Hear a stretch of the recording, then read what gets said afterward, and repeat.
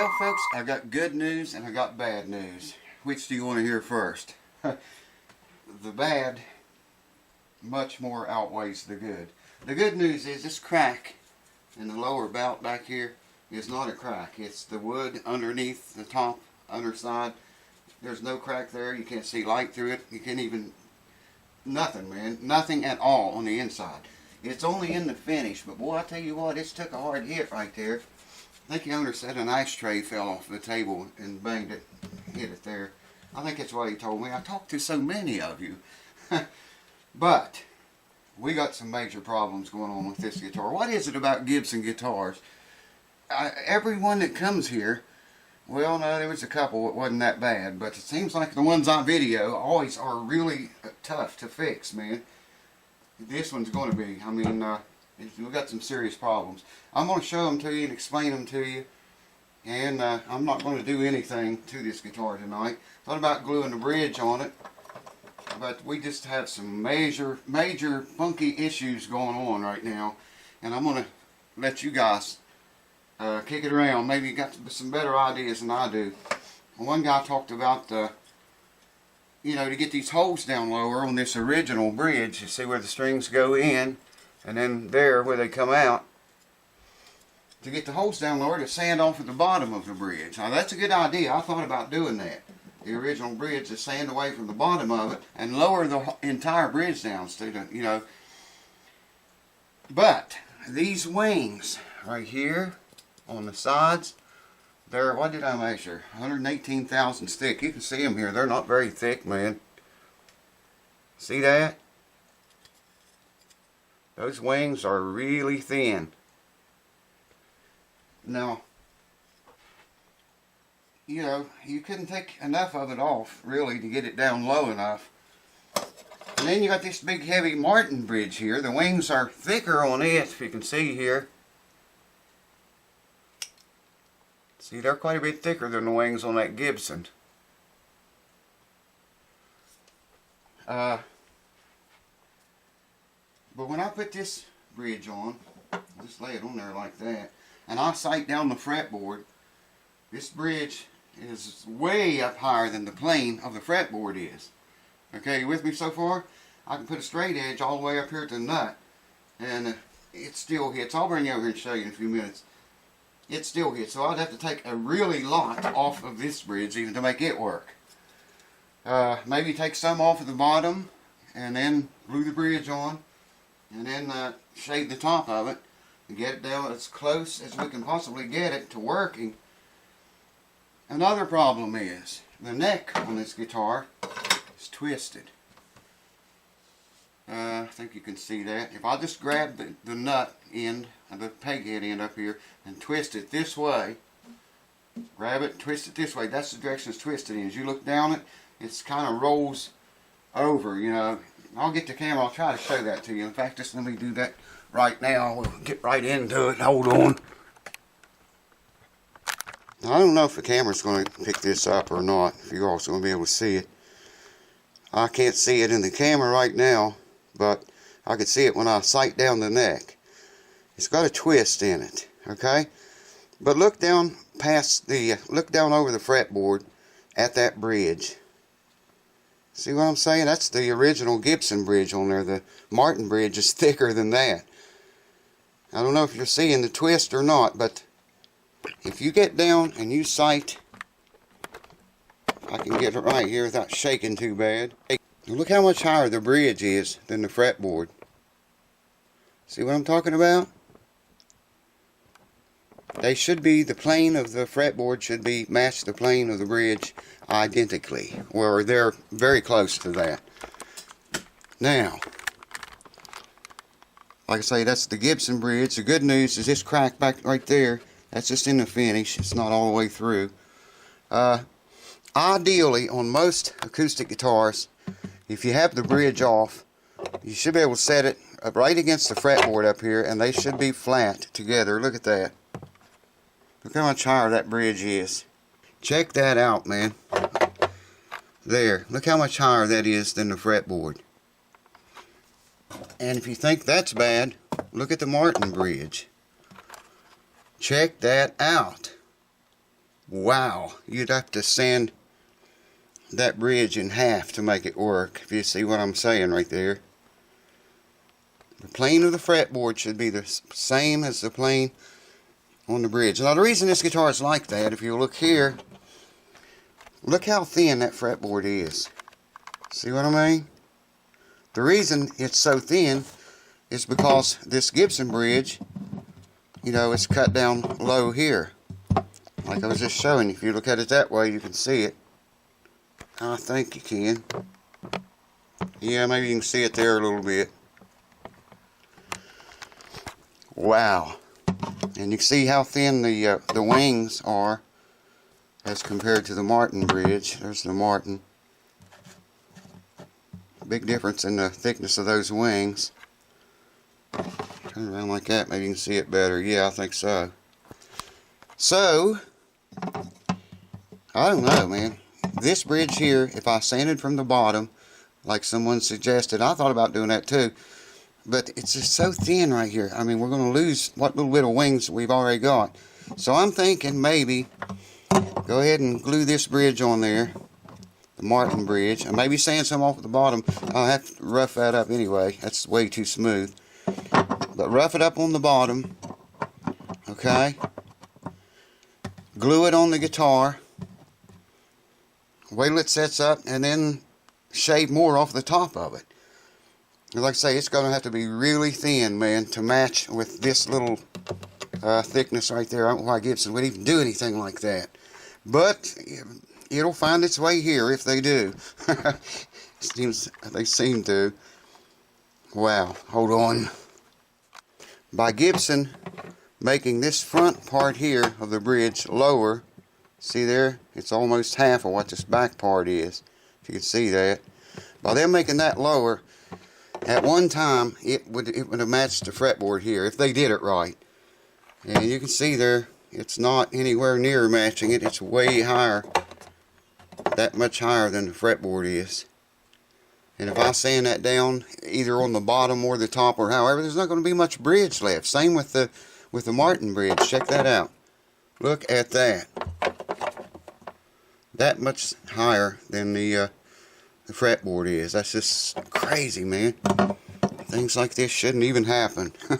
This crack here that did not line up together, this was the low side, okay? I dropped some CA glue into that, lifted it up, and right now I'm going to take, this is 1200 grit sandpaper right here, and I'm just going to gently work that down and make it mow smoother. I can even do it from this side a little bit.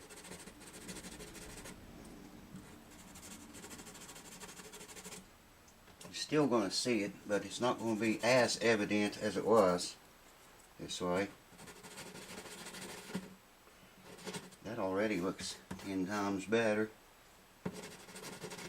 And run it around the inside of the sound hole right there too. Little bit. I'm not sanding the finish away.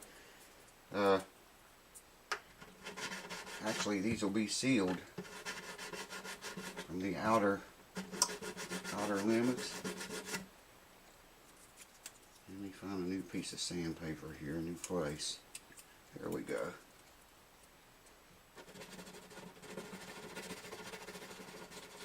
Be very careful not to burn through the finish to the wood. Hey, it'd take a long time with this sandpaper, but there it is. That's good, just where it is, almost. Then I'm going to go to 1500 grit and shine it back up a little bit. In fact, I'll go to that right now. This is 1500 grit paper right here. I can hear a big difference in it. I don't know if you're picking that up or not, but well, actually I need the rougher sandpaper a little bit more for right there. Yeah, it's 10 times better, man, already. Still going to be able to see it, but it's not going to be, you know, as evident as it was.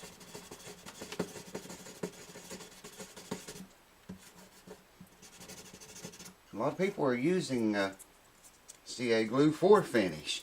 You can do it.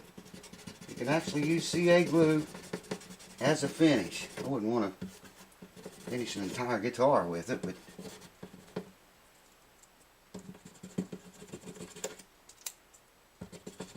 you know, little patches up like this right here.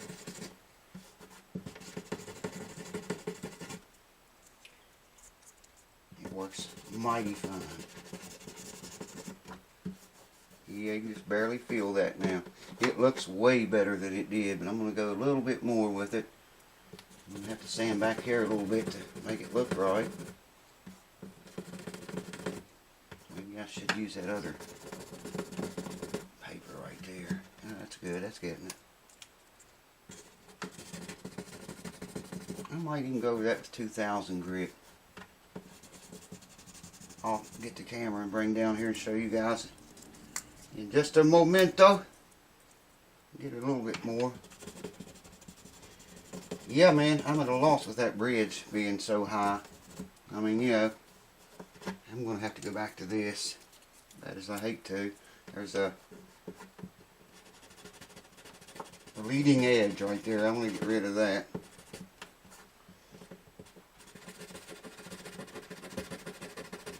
Yeah, that just did it, I think. Do not want to burn through the finish. Now give me the smoother paper. This is 1500.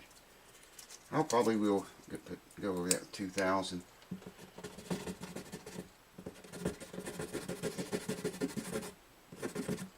Put a little bit of semi-chrome polish on this, buff it back out, and you'll see what I'm talking about. In fact, we'll do that right now. Where's my semi-chrome rag? Alright, semi-chrome polish. That sounds funny, man, using that on the guitar. Kip asked me on Patreon the other day, how did you ever come across using that on a guitar? I told him, I said, well, I used to use it to polish banjos with. And I got a little bit, mistakenly, got a little bit on the wood one day. And I couldn't believe it, man, how well it looked and shined and cleaned it. You could buff the entire guitar with this stuff. But guys, I know how stupid that sounds, but I'm telling you, you could do it. You could buff an entire guitar with it if you wanted to. And I got to under the pick guard again. Get my fingernail in there. I just cut it off today. I'm getting some fingernails now. And that puts the shine right back into it. Wouldn't hurt to sand that just a little bit more, but I don't want to burn through that finish. I think I'm going to leave it alone. You get the camera and I'll show you what it looks like. But before I show you what it looks like, let me show you this. I'm going to measure the fretboard thickness. I want to get on that fret.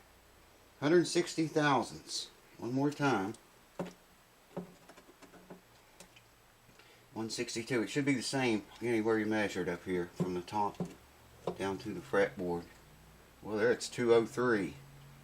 Even the fretboard gets thinner as it comes down. Let's try right here. Yeah, 213. As I come back this way, it gets thinner. 185.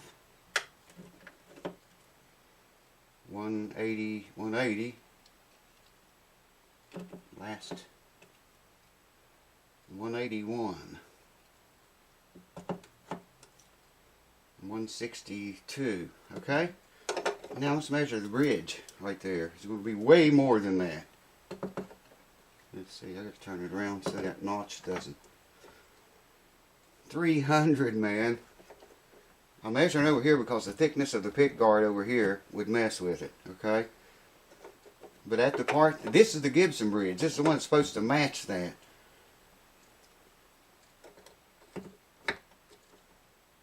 $313. That is so funky. $299. You know, that should be the same as this. So that's the bridge is well, let's call it 300, 304. Let's call that 300. What did I say this was? I gotta turn it around. 194. That's about 100 thousandths difference, man. We all know however much we want the strings to drop, we got to remove twice as much back here where the saddle and bridges are.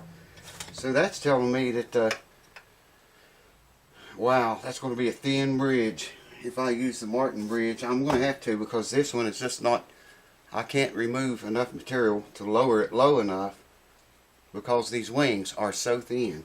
Okay, the Martin bridge, the wings are thicker. I'm thinking I can remove material from the bottom of the bridge first and then glue it on there and then start fine-tuning it, removing from the top, because you can't calculate anything that changes that much. Let me get the camera. I want to show you something else. See how thin that fretboard is? And it gets thinner as you come down toward the sound hole. Okay? Here's the Gibson bridge. This should be the same plane as this. And you can see it's way higher than the fretboard is. Major problems. And of course the Martin bridge is even more higher than the Gibson bridge is. Thicker. Yeah, I don't know, man. Anyways, here's a shot of that hole now. See, it looks a lot better than it did before. I need a different lens for this. I got a wide angle lens on it, don't like close-ups. All I did was fill this in with super glue, CA glue, and then you watch me there just now sanded it down and buffed it. And the other one, it looks pretty good by itself. I hadn't done anything to that one. It's sealed. They are both sealed now. This crack is sealed. I want to seal this one yet. Still got that to do. That's yet to come, but oh man, I got to make some kind of decision about that bridge. How we're going to do that. The plane of the bridge is never going to match the plane of the fretboard unless we sand it down really super thin. Maybe you can see it from here too. Probably not. Yeah, this might be better. Look at that sucker sticking up. Wow. I'm going to have to put on my gloves.